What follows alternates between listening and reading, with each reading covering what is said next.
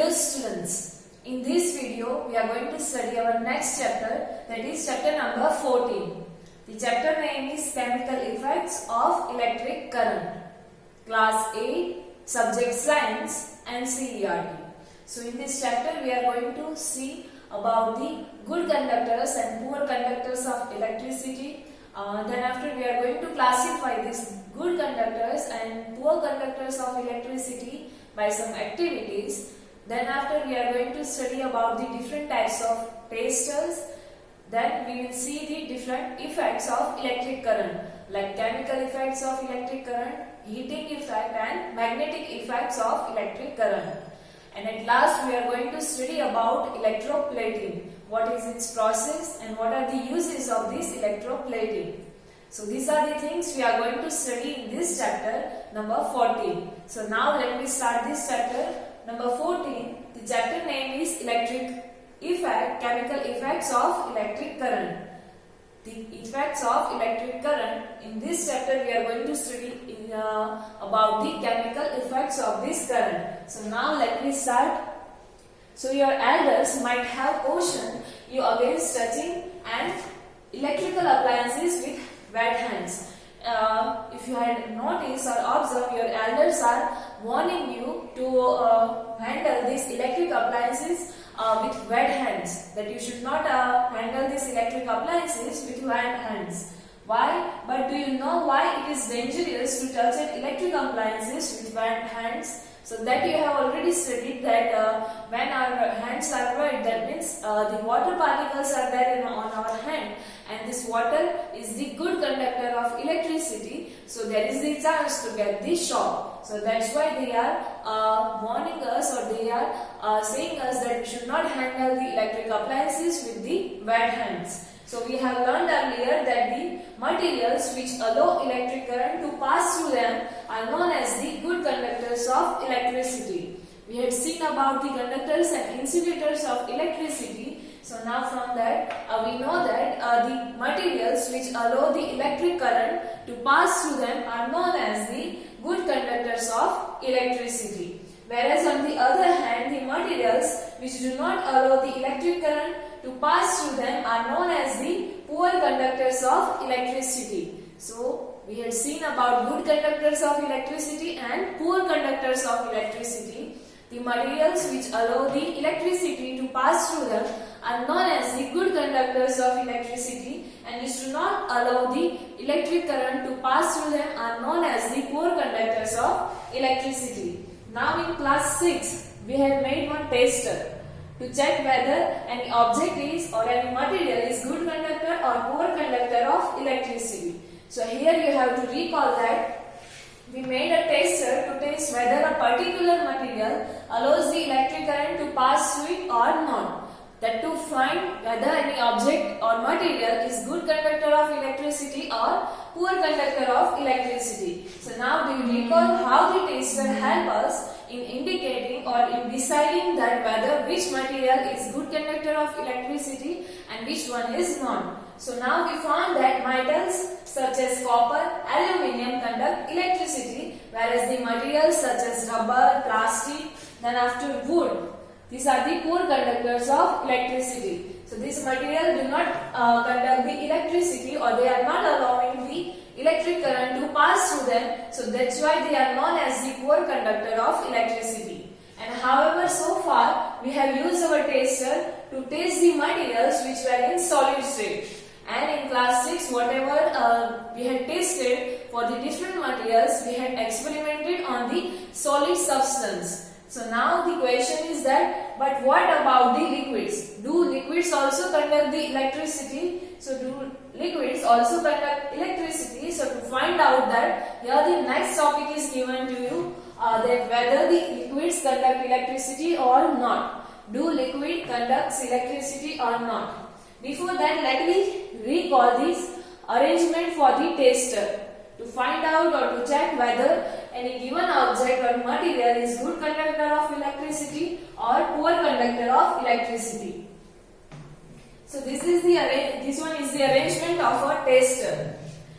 Here you can see that and electricians are using this kind of tester to check whether the current is passing through any object or not. So here we made that this arrangement is the arrangement for the tester, in which we connected the cell with the lamp, and the two ends are free, or two wires are free. Now in this here first case, we are connecting these two free ends of the tester with this metallic part.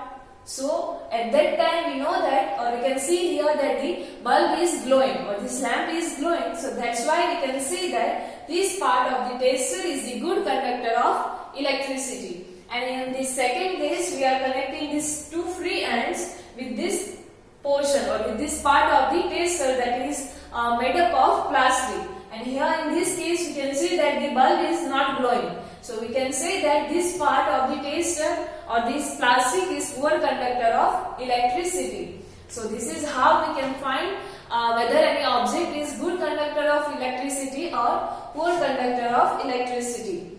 And now here Bujo and Paheli are talking something, that Paheli and Bujo want to remind you that one should not experiment with electric supply from the mains or the generators or an inverter. We had seen that while performing these activities, we should not experiment it with the direct supplies or supply mains or generator or inverters. So use only electric cells for the activities which are suggested over here.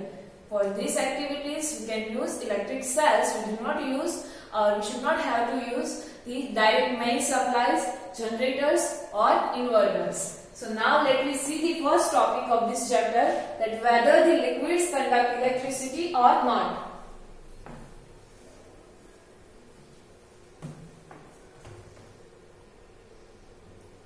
So to test this, that whether the liquid allows electric current to pass through it or not, we can use this same kind of tester which we had seen in the class 6, or which is given here in the figure 14.1.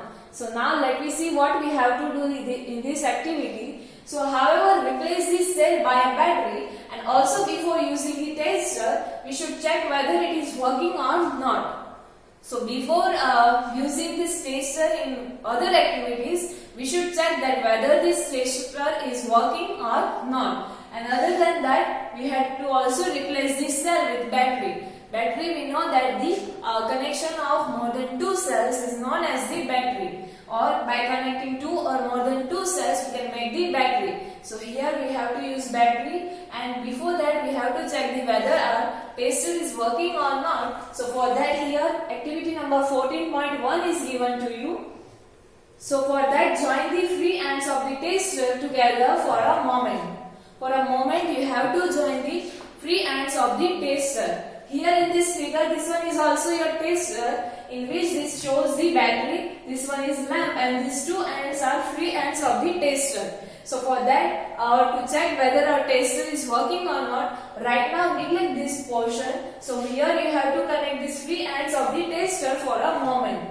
And this completes the circuit of the tester, and bulb should glow. And when you are connecting these two free ends of a tester, this circuit, you can see that it is complete, and at that moment the bulb should glow. And if the bulb is glowing, then you can see that our tester is in working condition. And however, if the bulb does not glow, it means that the tester is not working. And if after connecting these two free ends, the bulb is not still glowing, then we can say that our tester is not in the working condition. So now we are going to think about what are the possible reasons that our tester is not working. So now can you think then of the possible reasons that why our tester is not working? So it is possible that the connections are loose. Here some reasons are given to you. The first reason in that is, it may be possible that our connections are loose, or you connected the wires loose, not tightly, then after the bulb is fused. The another reason may be that bulb is fused. The bulb which we had connected over here, it may get fused, and that's why the circuit gets incomplete, and because of that the bulb is not glowing. The another reason it will be like your cells are used up. The cells which we had used here, they are used up, so that means they are not supplying the current, or they are not supplying the electricity. So this may be the reasons that taster is not in the working condition. So for all this reason we have to check. So check that all the connections are tight. For the first reason, that is that was the connection might be the loose. So for that we have to check whether all the connections are tight or not. The another reason, if they are tight, then replace the bulb with another bulb. The second reason, we had seen that the bulb may get fused. So after checking or after making the connection styles tight, if still the taster is not in the working condition, they then change the bulb or replace the bulb, and then again check that whether the taster is in working condition or not. And still if it is not in working condition, then test if the taster is working and not, that we had tested, and if it is not still in working condition, then replace the cells with the fresh cells. Replace the battery which we had used. So these are some of the reasons why our taster is not in the working condition. So this is how we had tested that whether the taster is in working condition or not. So after performing this activity, you will find that your taster is ready for the use for different activities or not. So after performing this activity, your taster is in working condition, or you will get the taster. Now let us use this to perform the activity on the various kind of liquids. So here one precaution is given to you that while checking your taster, do not join its free end for more than a few seconds. We had seen that we are joining the free ends of the taster. So while performing this activity, you have to keep in your mind that we should not connect these free ends of the taster for more than few seconds. Why? Because the cells of the battery will drain very quickly. If we are connecting the free ends of the taster for a longer time, then the battery which we had used, it will drain out quickly, or it will use up quickly. So that's why we have to join it for a few seconds only. Now here the another activity is given to you, activity number 14.2, to check whether the liquid conducts electricity or not. So now let me find out. For that you have to collect a few small plastic or rubber caps of discarded, or you can say used bottles, and clean them. For this you have to use the rubber or plastic caps of used bottles. You have to clean before using, and then pour 1 teaspoonful of lemon juice or vinegar in one cap. In one cap you have to pour the lemon juice or vinegar. Then after, bring your taster over this cap and let the ends of the taster dip into the lemon juice or vinegar, which is shown to you in the next figure, and take care that the free ends are not more than 1 centimeter apart from each other, and at the same time they do not touch each other. Let me see what is there in the figure 14.2. So here you can see that for this arrangement is of taster, and then after in one cap of bottle we have to pour the lemon juice or vinegar, and then we have to dip these two free ends of this taster into this solution, that is of lemon juice or vinegar. And while dipping these free ends, we have to keep in mind that these two free ends should not apart from each other more than 1 centimeter, and at the same time they do not touch each other. So our arrangement is ready, and then we have to check that whether this bulb is glowing or not. For both the case, that is of lemon juice and vinegar, you have to try. So does the lemon juice or vinegar conducts electricity, and how would you classify the lemon juice or vinegar as a good conductor or a poor conductor?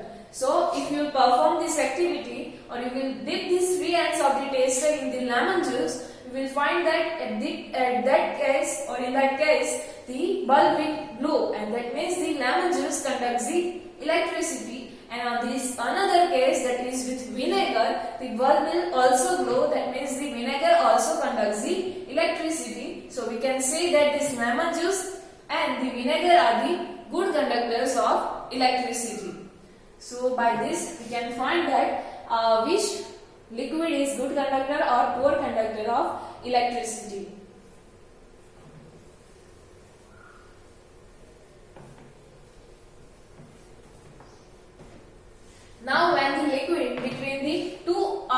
ends of a tester allows the electric current to pass, the circuit of a tester becomes complete. Now the question is how this electric current is flowing through this liquid. So in the arrangement we had seen that this one bulb, this one was battery, and these are the two free ends of the tester. And here we did these two free ends with this liquid. So here in this case we had seen that when the liquid between the two ends or free ends of the tester, it allows the electric current to pass, the circuit of the tester becomes complete.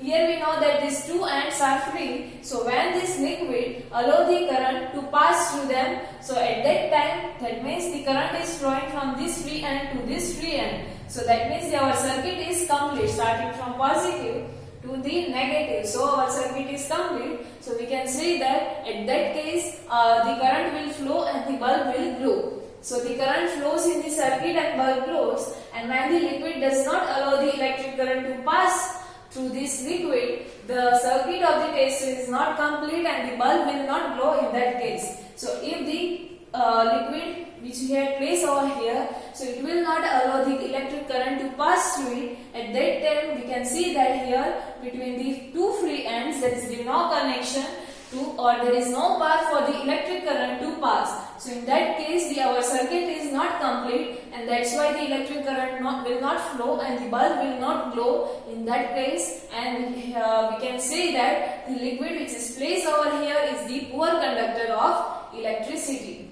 So this is how we can find the good conductor and poor conductor of electricity.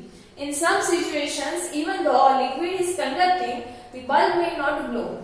It may be now possible that in some of these situations, this liquid which we had tasted, it will conduct the electricity, but the bulb is not glowing. So it may happen in the activity number 14.2. What can be the reason? So if this happens in this activity, what could be the reason? You will say that the bulb may get fused. So that we had already checked the tester. In that case the bulb is not fused. So here the reason is also given to you that if the liquid is conducting the electric current, but why the bulb is not glowing in that case? So do you remember why the bulb glows when the electric current passes through it? So here the first effect of electric current comes, that is the heating effect of electric current. We had studied that why the bulb is glowing when the electric current is passing through this bulb. So due to the heating effect of current, the filament of the bulb gets heated to a high temperature and it starts glowing. We know that in the bulb, this kind of arrangement is there, and this wire is known as the filament. And when the current is passing through this filament from this circuit, this filament will get heated up. It will get heated, and because of the high temperature, it has the property that at the high temperature it will start glowing. So at the high temperature it will start glowing, and because of that we can say that the bulb is glowing. So when the current is flowing through it, if the current is not enough to heat this filament, or to heat this filament that it will glow at enough high temperature, so in that case the bulb will not glow. So here it is given to you that however if the current through a circuit is too weak, the filament does not get heated. If the current is too weak, that the filament get not heated up and it will not glow sufficiently, or it will not get high temperature sufficiently, at that time it does not glow. So now the question is what is that weak current? So why is the current in the circuit is weak? Why we are saying that if the current is or weak current is flowing through a circuit, it will not heat the filament, and that's why the bulb will not glow. So what is the weak current? So well, the material may conduct electricity, it may not conduct it as easily as the metal. We know that the different materials conduct the electricity, and we had already studied that metals conducts the good electricity, or they are the good conductors of electricity. But the other materials, they are not conducting electricity as good as the metal, or they are not as good as the metal, or or they are not conduct electricity as easily as the metals. And as a result of that, the circuit of a tester may be complete, yet the current through it may be too weak to make a bulb glow.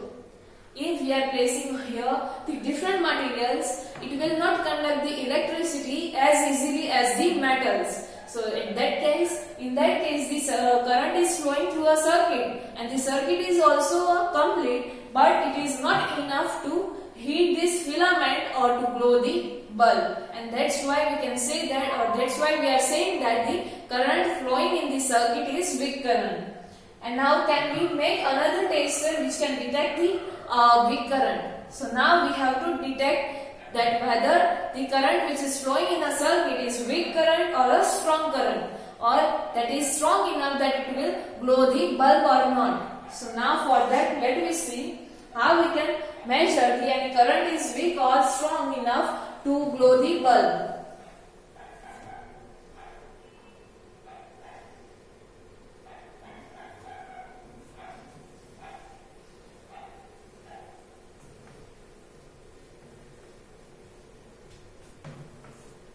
So we can use another effect of electric current to make another kind of tester. To make another kind of tester which can check whether any current is weak or not, we require the another effect of electric current, that is magnetic effect of electric current. So next effect is magnetic effect of electric current. So do you recall that the electric current produces a magnetic effect?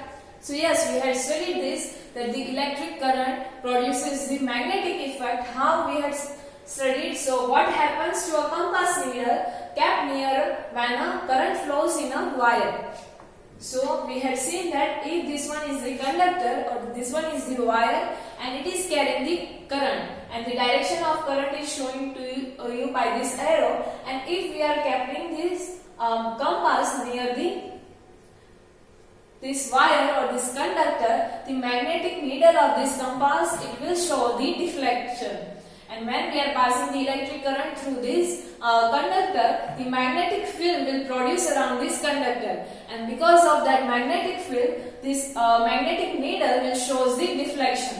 So this is the magnetic effect of electric current. It can produce the magnetic field. So even if the current is small, the deflection of the magnetic needle can be seen. Even the small amount of current or weak current is flowing through the conductor, however this needle will show some deflection. So by that we can identify that whether the current is flowing through the circuit or not. So can we make now a tester using the magnetic effect of currents? So yes, we can make the tester by these magnetic effects of current, and that is given to you in the next activity number 14.3. So before that, here are some facts about LED is given to you. Let me see what is the LED.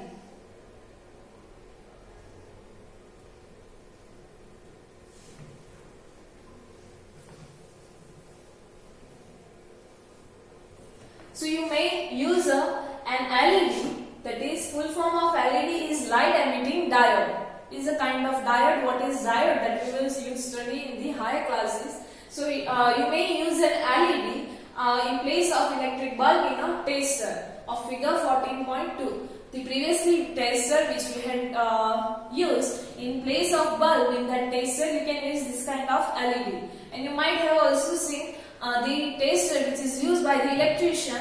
In that tester, this kind of tester they are using. In that tester there is also LED at the one end of this tester, and that will show that whether the current is flowing through a circuit or not. So you can use this LED in place of bulb also. So now the question is why we have to use this kind of LEDs. So LED glows even when a weak current is also flowing through the circuit.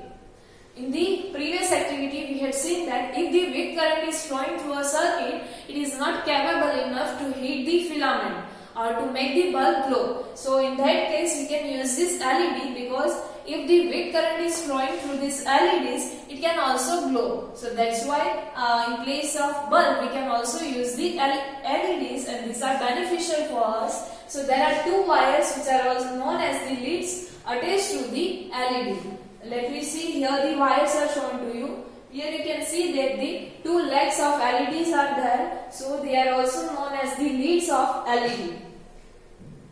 So these are the leads of LED, and it is attached to this LED. One lead is slightly longer than the other. Here you can see that the one leg or one lead is longer than the other one. So that shows the terminal, or you can say leads of the LED. This longer leg or longer lead shows the positive lead, and this shorter will shows your negative lead or negative terminal of this LED. And how to connect this LED in this circuit? So here it is given to you that remember that while connecting to a circuit, the longer lead is always connected to the positive terminal of the battery. While connecting this LED into circuit, we have to connect this longer lead of the LED to the positive terminal of the circuit or positive terminal of the battery, and the shorter lead is connected to the negative terminal of the battery. The shorter lead should connect the negative terminal of the battery, like this one. So this one is our circuit, completed circuit, and this one you can also use as a tester. The two ends are free over here. The longer leg or longer lead is connected to a positive terminal of the battery, and the shorter leg or shorter terminal is connected to the negative terminal of the battery. And these two ends are free ends, and here you can place the materials about which you want to know whether it is good conductor of electricity or poor conductor of electricity. So this is about LEDs. Next activity is given to you, that is activity number 14.3, and here we are using the another effects of electric current, that is magnetic effect of electric current, that we will study in our next chapter, next video. And till now in this video we have seen what is good conductor of electricity and what is poor conductors of electricity, and in that we had seen that the materials which allow electric current to pass through them are known as the good conductors of electricity, like metals, aluminium, etc. Iron, aluminium, copper, etc. And the materials which do not allow the electricity to pass through them are known as the poor conductors of electricity, like wood, glass, plastic, rubber, etc. So then after we had seen whether the liquid conducts electricity or not, and one effect of electric current, that is heating effect of electric current, and we are regularly watching that, or we are experiencing that effect in the bulb. When the electric current is flowing through a bulb, the filament get heated up, and because of the high temperature of filament, it will start glowing. So that shows the heating effect of electric current. So these are the things till now we had seen in this chapter. The remaining part of this chapter we will study in the next video. Thank you.